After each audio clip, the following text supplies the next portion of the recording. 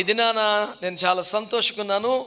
ప్రతి నెల మనం కూడుకుని ఐఎఫ్జే సంతోషం ఏంటంటే మొట్టమొదటిసారి మా విశాఖ ఐఎఫ్జేలోకి, దానికంటే ముఖ్యంగా మా సంఘ పరిచయలోనికి మా అన్నయ్య రావడం మాకు ఎంతో సంతోషకరం.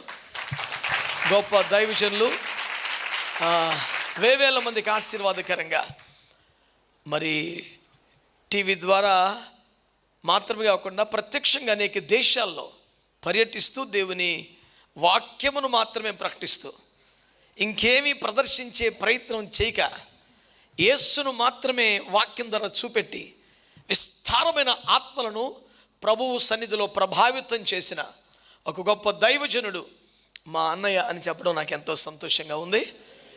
మా అన్నయ్య కాబట్టి కాస్త అభినందనగా మాట్లాడడం మనకు లేదని తెలుసు కదా. మీ వాస్తవం మాత్రమే చెప్పగలిగిన బలహీనత ఒకటి ఉంది, అదే బలం, అదే బలహీనత కూడా. అన్నయ్యలో మేము చాలా, మా కుటుంబం అంతా సంతోషపడేది ఏంటంటే మా వంశంలో అందరికంటే చిన్న వయసులో అందరికంటే పెద్ద బాధ్యతలు అకస్మాత్తుగా భుజం మీద పడిపోయిన పెద్ద మనిషి ఆయన.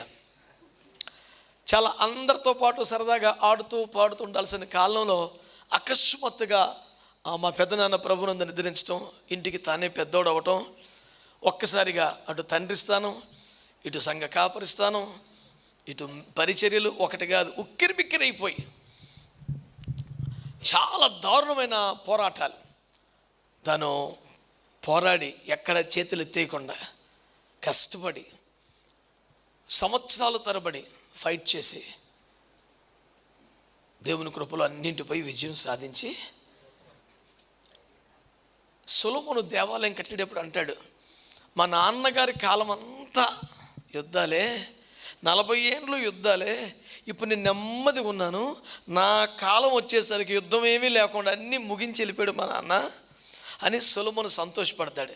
దానికి 100 రెట్లు సంతోషం నీకు, ఎందుకంటే మీ నాన్న ఉంటుండగానే యుద్ధాలను ముగించి నెక్స్ట్ జనరేషన్ కదా ఆయన ఉంటుండగానే సమాధానకర పరిస్థితులు ఏర్పాటు చేసి నీకు ఒక ప్లాట్ఫామ్, ఒక రేంజ్లో ప్రిపేర్ చేసి పెట్టి వెళ్ళిపోయారు. ఇంతకన్నా అద్భుతమైన తండ్రికి ఎవరికి దొరకడం అదృష్టం లేదు. దేవునికి స్తోత్రం. పాపం మా పిల్లోడు, నాకు చిన్న బెంగ ఉండేది, పోయి మా ఊరిని తీసుకెళ్ళి విదేశీలో చదివిస్తున్నాడు అన్నయ్య, మొత్తం విదేశీ పోకడే వచ్చుద్దేమో, మన పాకం పోద్దేమో అని చిన్న బెంగ ఉండేది.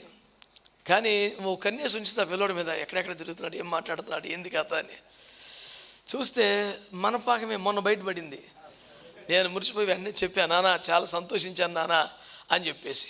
కాబట్టి ఈ పగలు ఐఎఫ్జే విజ్ఞాపనోద్యమానికి, సాయంకాలం విద్యార్థులకును ఉపదేశం చేయటానికి దైవజనులు కర్మేలి మినిస్ట్రీస్ అధినేతగా ఉంటూ సుమారు 70-80 సంఘాలు, ఒక వొకేషనల్ కాలేజ్, బైబిల్ కాలేజీ, వేరే క్యాంపస్, చర్చెస్, విస్తారమైన పరిచర్లు కలిగి నిరంతరం నిర్విరామంగా వాడబడుతున్న దైవజనుల్ని ఈ పూటకి ప్రసంగికులుగా మనం ఆహ్వానించగా వారు సమయానికే ముందే వచ్చారు. పావుదొక్క పనునికి ఇస్తామన్నాం, కొంచెం ఆలస్యమైంది, మన్నించండి. ఒక 5 నిమిషాలు మళ్ళీ ఇలాంటి అద్భుతమైనటువంటి కృప పొంది మేమే కొత్త వాళ్ళం ఈ తరం అని ఫీల్ అవుతుంటే ఇంకో తరం వచ్చేసింది ఆల్రెడీ. కనుక కుమారుడు మా పెదనాన్నగారు పేరు పెట్టుకొని, మరి అంత పెద్దోళ్ళు పేరు పెట్టుకున్నాడు, ఎట్టవద్దు కోటం అనుకుంటే బ్రహ్మాండంగా ఉంది. దేవునికి స్తోత్రం. మాకేం బెంగ లేకుండా చేసావు, సంతోషంగా. నీ తరం పిల్లలు ఒక 100 మంది ఉన్నారు. ఒక 4 రోజుల్లో వాళ్ళు ట్రైనింగ్ పూర్తి చేసుకుని గ్రాడ్యుయేషన్ తీసుకుని వెళ్తారు. కనుక ఒక 2 మాటలు, ఒక శుభాకాంక్షలు, గ్రీటింగ్స్ ఇచ్చేస్తే నాన్నకు ప్రసంగం ఇచ్చేద్దాం. So I invite pastor Isaac Sastry.